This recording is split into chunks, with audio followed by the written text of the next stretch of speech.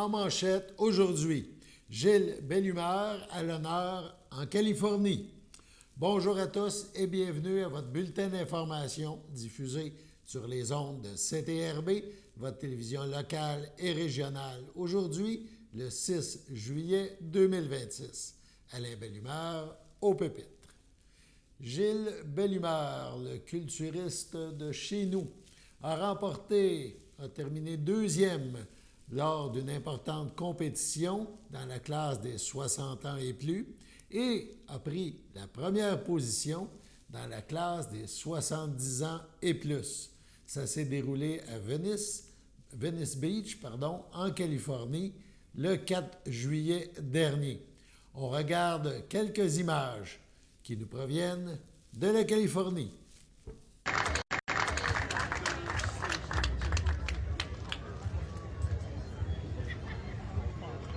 Second place goes to Gilles Bellumeur, all the way from Canada. First place goes to Andrew Margolin.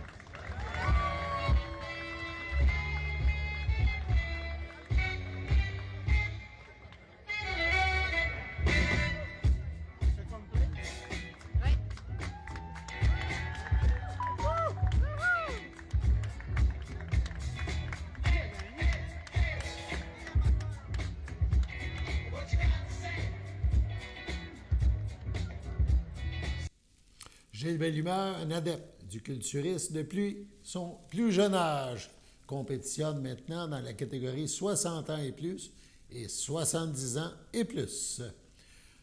On vous présente maintenant un extrait d'une entrevue que nous a accordée Renaud Loranger, directeur artistique du festival La Naudière. Monsieur Loranger nous parle de son plaisir de revenir année après année dans La Naudière. Bonjour Renaud, comment ça va? Ben, très bien, Daniel. C'est ça. On parlait justement avant de commencer. Tu as l'impression de revenir à la maison quand tu t'assois dans un siège comme ça. Ben Et oui. un article aujourd'hui dans la presse, disait que ça a été comme ta découverte de la musique. Bien sûr. Quand tu reviens ici, tu regardes le site puis tu dis je suis rendu ici. Là. Oui. Ben, si tu veux, je pense que c'est comme si j'étais jamais parti non plus, hein. C'est un lieu dans lequel je vis depuis très longtemps. Peut-être aussi longtemps qu'il existe, hein, 1989. Ça fait près de 40 ans. Puis c'est un lieu qui vit avec moi aussi. Quand je suis pas ici pendant l'année, ben, veux pas, je pense toujours à cet endroit. Je pense au concert. À venir, oui. Je l'ai réfléchi aussi pour le lieu, pour ses qualités. La sonorité de la place.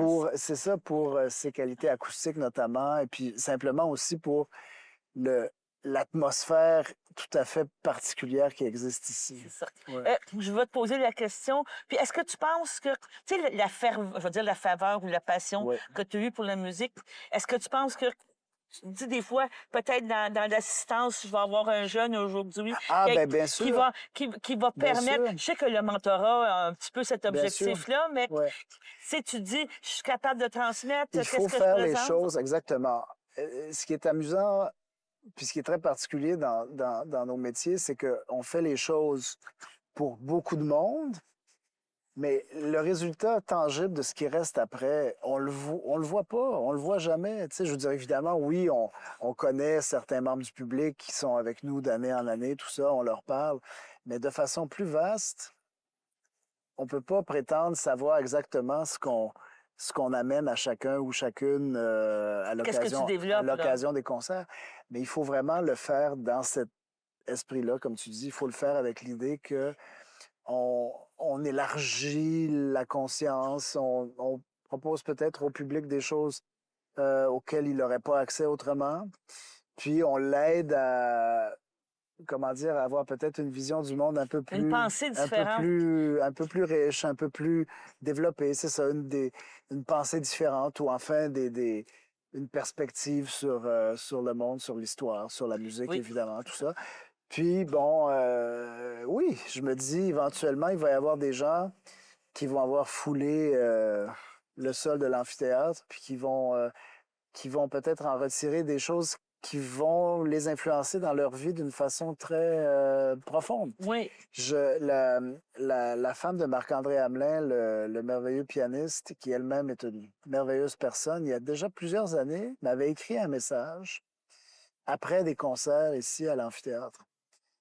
Puis elle m'avait dit, il faut jamais abandonner, il faut toujours être là, il faut continuer à faire ce travail-là parce que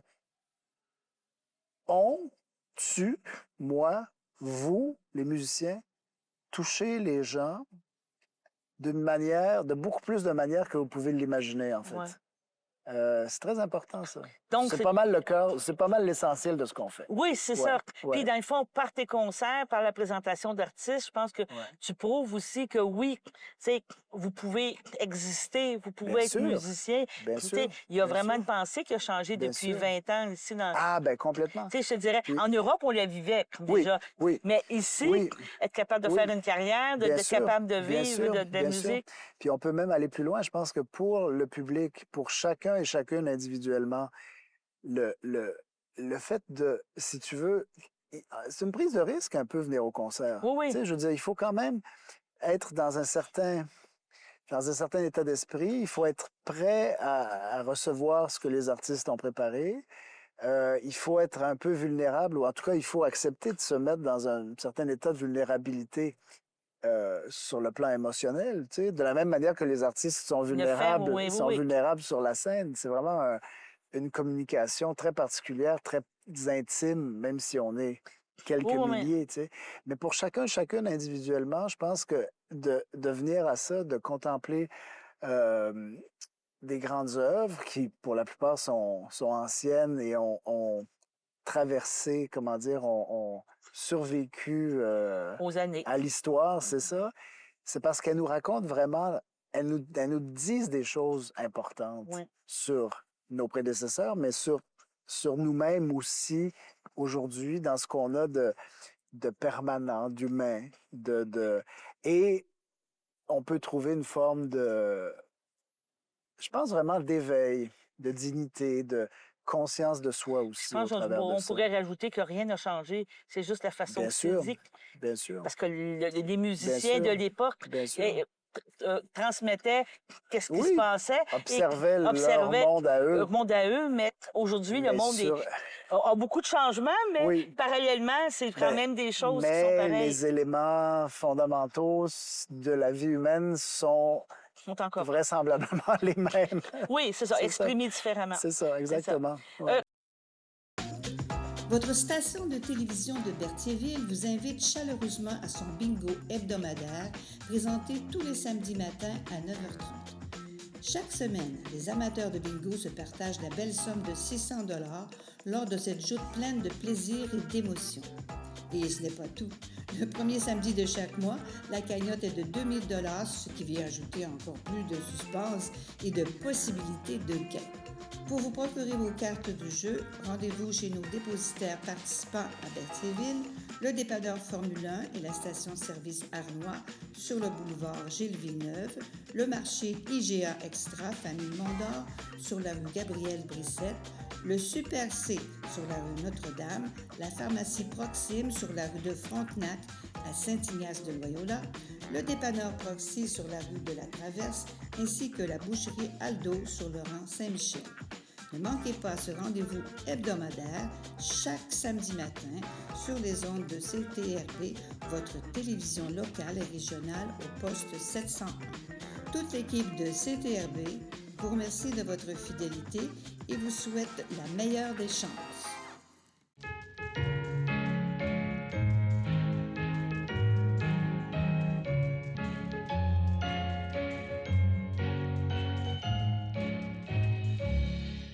En ce 6 juillet, voici les anniversaires à souligner.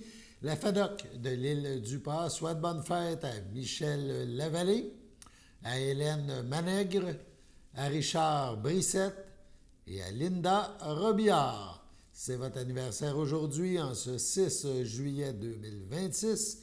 Eh bien, toute l'équipe de CTRB se joint à moi et vous souhaite bonne fête. CTRB a rencontré le député de Berthier-Masquinongé, Yves Perron, ces jours derniers. M. Perron fait un dernier bilan de la dernière session parlementaire. On écoute un extrait de l'entrevue. Je suis en compagnie de Yves Perron. Bonjour, Yves. Bonjour. Tu commences à être bronzé et les vacances approchent. Là, le compte à rebours est parti. Le compte à rebours est parti, mais même à ça, tant que je peux être dehors, je vais être dehors. Ben, c'est bien, c'est bien. Ouais, Profite-en. ça fait du bien. Ça fait du bien. Yves, on va faire un petit bilan suite à ta visite au printemps, mais là, on va finir la session, puis tout ça. On va commencer. Il y a eu quand même une espèce de record de projet de loi adopté sous bâillon. Là, M. Carney a profité de sa majorité pour dire je vous le rentre, là, puis ça a déréglé. Là. Sa majorité trafiquée, oui. Premier élément. Donc, on a faussé le résultat de la dernière élection. Et oui, on est rendu à plus que 10 projets de loi adoptés sous bâillon. Donc ça veut dire quoi? Ça veut dire que le gouvernement décide qu'il faut aller vite. On empêche les débats, puis on empêche l'approfondissement de l'étude de certains projets de loi, comme entre autres C15, qui était la loi d'application du budget, dans laquelle était le TGV, puis ainsi de suite. Et C9, C9, elle, c'est correct, là, on a, en bout de piste, on a fait des gains dedans, on était quand même assez contents. Mais il y a eu 10 fois où le gouvernement nous a coupé le temps. OK. On parle de majorité, mais il y a quand même eu un départ, on pourrait dire, fracassant depuis qu'on s'est parlé de Stephen Guilbeault en environnement et tout. Puis ça l'a amené aussi beaucoup de questionnements, que la majorité est là, puis elle n'est pas là. Quand elle allait revenir, il y a certains... Il est encore majoritaire. Okay. Il y a plusieurs partiels à venir. Il est encore majoritaire de façon assez serrée, je pense, quelques votes, là. Je pense pas qu'il va y avoir d'enjeu. Ils vont tenir les partiels, je pense, dans un avenir assez rapproché. Espérons-le, après les élections. Oui, mais c'est ça, je m'en allais dire. C'est ça qu'il y avait des commentaires. On a une grosse job à faire à Québec. Il faut faire rentrer un gouvernement indépendantiste. Oui, mais c'est ça. Mais c'est ça, je pense que... c'est ça. Mais je pense que c'était ça un petit peu qu'ils attendaient. Ils ne voulaient pas mettre deux élections en même temps. Il y en a comme plusieurs. Je pense qu'il y en a 6 des partiels, là, si on calcule tout le Canada. Et il a été question qu'ils ne fassent pas nécessairement tout ça en même temps.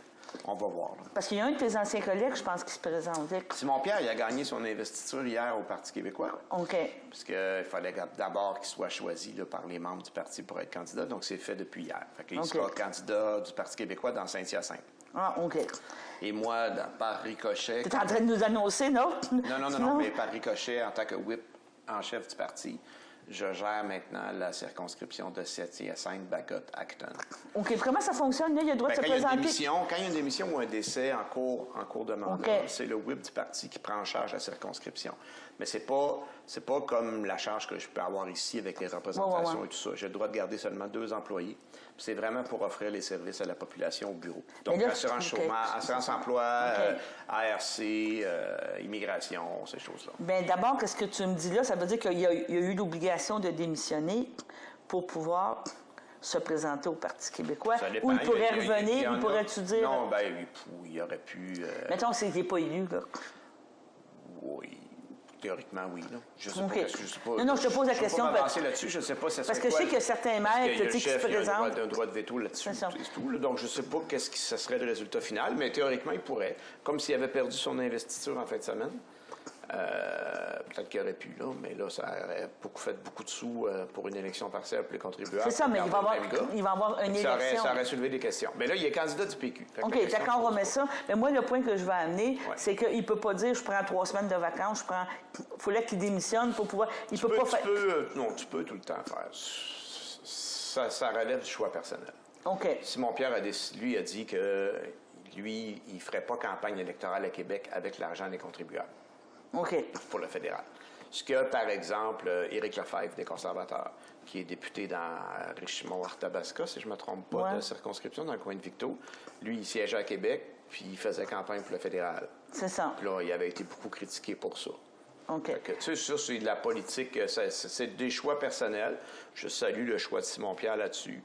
Mais en même temps, c'est quelqu'un qui est, je sais pas moi, qui est comptable, puis qui prend 1 mois de vacances pour faire campagne. Personne ne va le juger non plus. C'est parce que là, c'est des postes électifs. Bon, moi, je comprends. C'est les fonds publics, c'est un peu délicat. Là. Parce que souvent, des maires, je me mets, je suspends mon poste de maire pendant 2 mois, 3 mois, en attendant de voir si je suis élu, puis je reviendrai comme maire après. Oui, ça peut. Mais en fait, ça peut toujours être sujet aux critiques, mais là, c'est à la population après ça de décider comment il entérine ça ou pas. Mais Simon Pierre lui a fait le choix d'être bien plus catholique que le pape, ou bien propre, là, puis de dire, moi, j'arrête d'être député. Il a démissionné, je pense, le 19 juin.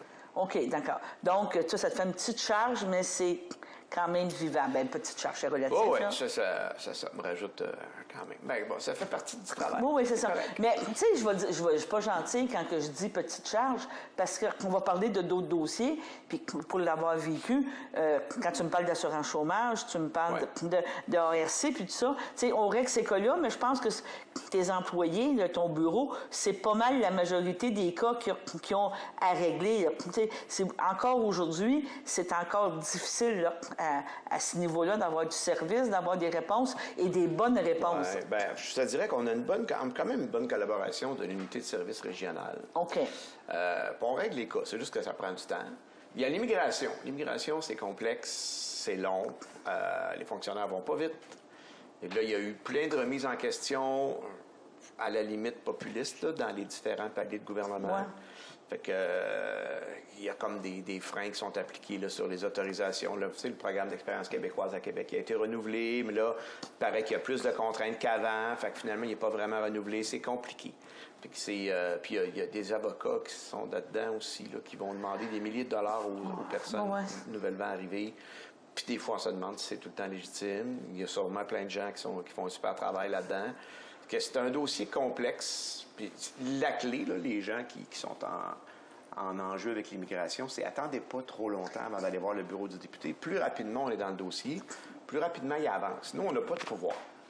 T'sais, on ne peut pas décider, lui, vous l'acceptez, vous ne l'acceptez pas. Des fois, il y a des cas litigieux, on peut faire une lettre d'appui, là, mais ça ne va pas plus loin que ça. Sauf que quand on se met le nez dans un dossier, il débloque souvent.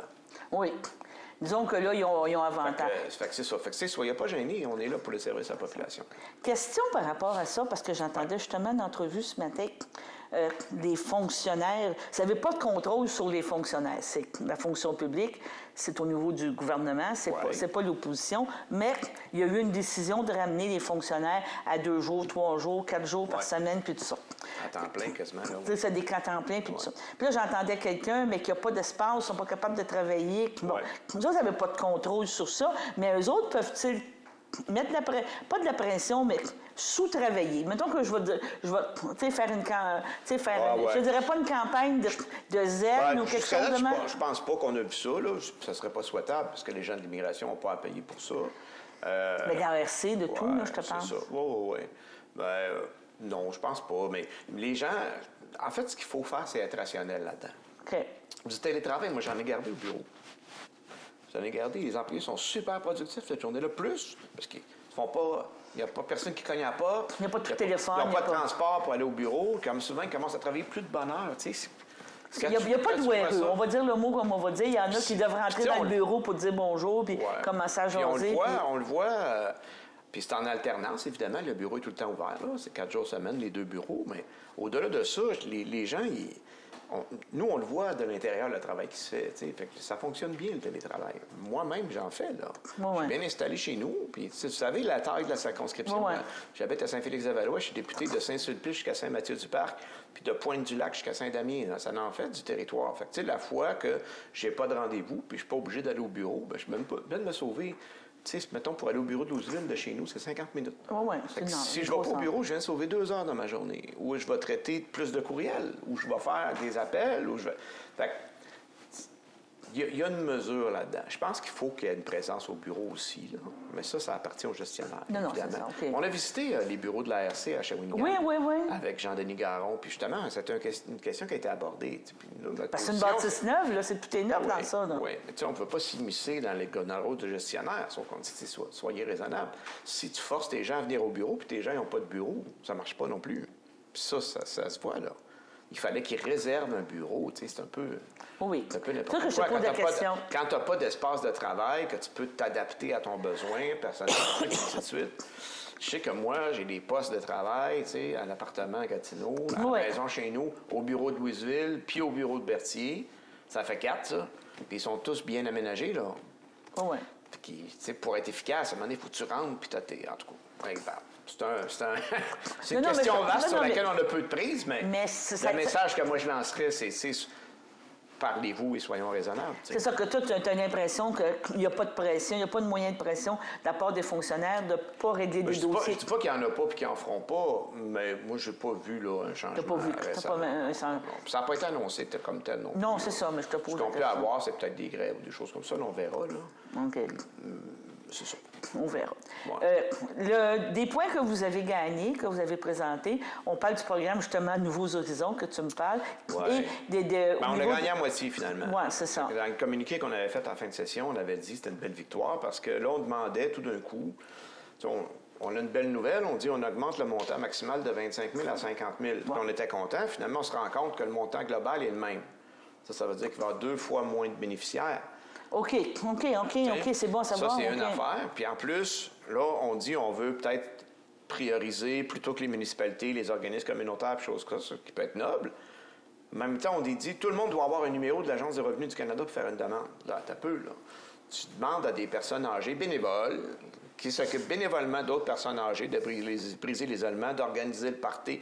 C'est pas tout le monde qui sait c'est quoi, mais moi, j'y vais souvent, là. Il faut savoir, là, ces gens-là, la journée d'avant, là, ils vont placer la salle, il faut faire la vaisselle, il faut régler le traiteur ou il faut faire la bouffe, un des deux. Après ça, il faut nettoyer la salle. Il n'y a pas d'employés, là. C'est tout le là. monde qui sont bénévoles. Puis là, ils disent, mettons, ça prendrait une salle de bain adaptée. C'est déjà beaucoup de travail pour eux de remplir des papiers, des formulaires, et ainsi de suite, de voir comment ça pourrait être aménagé. Puis là, on leur dit, il faut que tu me fasses un autre papier de plus, il faut que tu aies un numéro de l'Agence du revenu. Pourquoi? Est-ce qu'il y a eu des fraudes antérieurement? Y a-t-il eu quelque chose? Je pense pas. Fait que c'est comme une lubie de fonctionnaire. Là. Fait que là, nous, on a soulevé ça. On a dit, voyons donc, on ne peut pas demander à tout le monde d'avoir un numéro instantanément. Fait que là, ils nous ont dit, OK, c'est correct. Mettons, les unités locales de FADOC utilisent le numéro de FADOC du Québec. Ouais. Donc, on dit, OK. Mais là, on vient de savoir la semaine passée que c'est pour cette année seulement. Fait que l'année prochaine, tout le monde, il faut que vous ayez des numéros de l'ARC. Fait que commencez vos démarches.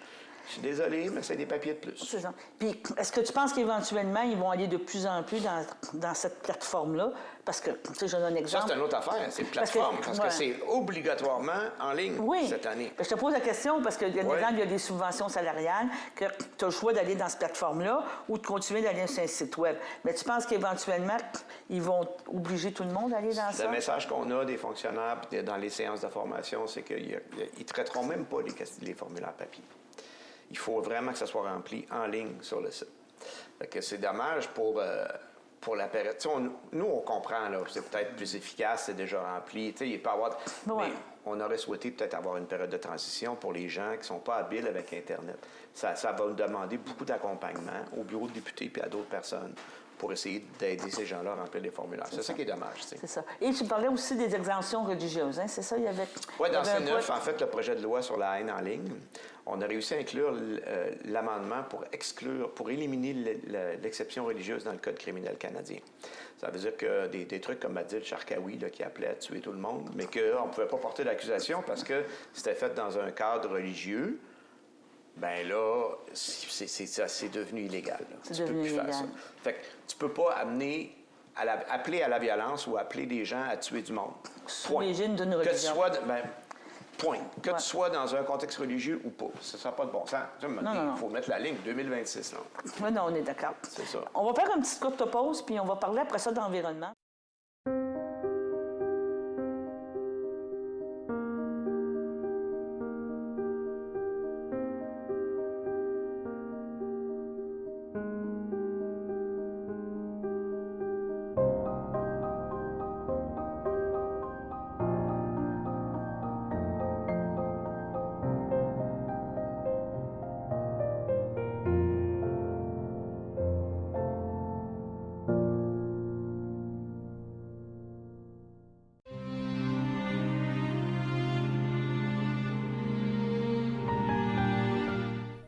Au pavillon des soins palliatifs à Saint-Charles-Borromée, le 28 juin dernier, à 83 ans, est décédé M. Régent Hainaut, fils de feu Gabriel Hainaut, de feu Eva Goulet, demeurant à Sainte-Élisabeth.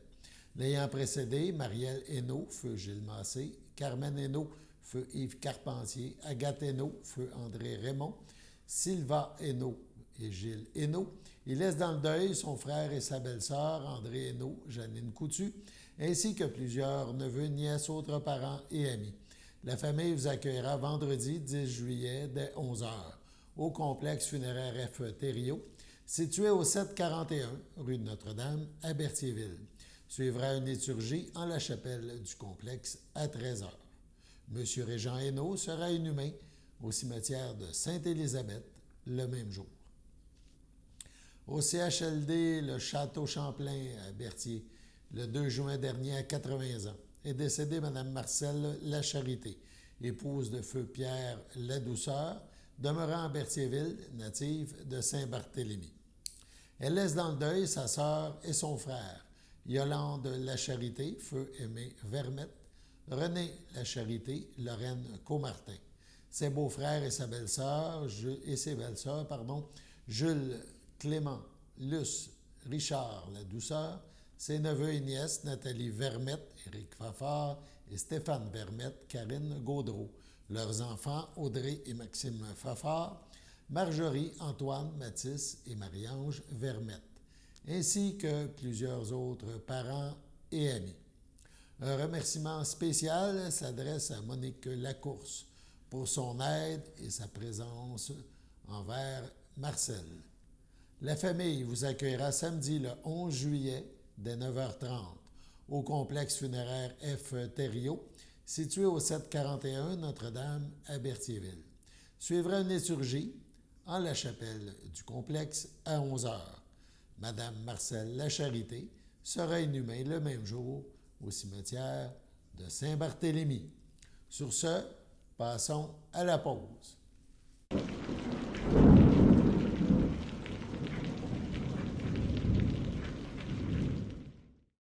Bienvenue à cette nouvelle édition de votre Météo avec Théo, ainsi que notre caméraman qui s'appelle aussi Théo. Aujourd'hui, lundi le 6 juillet, on aura une température de 28 ainsi qu'un ciel variable avec un ressenti de 32. Ce soir, on aura une température de 25 avec un ressenti de 31 ainsi qu'un ciel ensoleillé avec des passages nuageux. Pour lundi nuit, il y aura une température et un ressenti de 18 avec des passages nuageux. Pour mardi matin, on aura une température de 21 avec un ressenti de 23 ainsi qu'un ciel variable. Pour mardi après-midi, il y aura une température de 28, un ressenti de 33 et un ciel généralement ensoleillé. Pour mardi soir, il y aura une température de 25, un ressenti de 31 ainsi qu'un ciel ensoleillé. Et pour finir, mardi nuit, il y aura une température et un ressenti de 18 ainsi qu'un ciel généralement dégagé. C'était tout pour une météo avec Théo et Théo.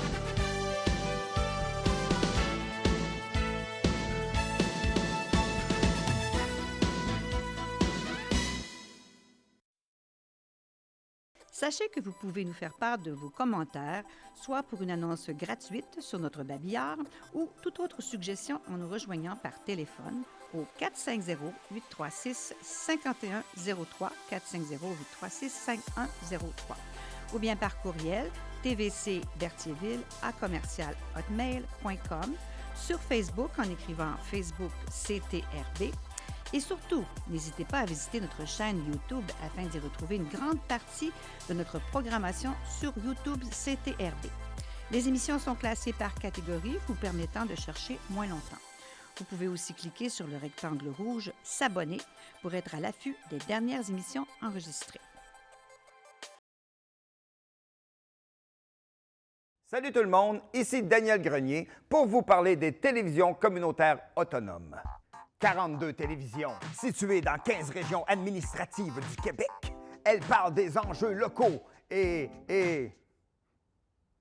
font rayonner les citoyens en leur donnant accès à un média accessible. Je la savais par cœur, celle-là. Ensemble, encourageons les télévisions communautaires autonomes. Oh, ça roule encore? J'ose ma télé communautaire.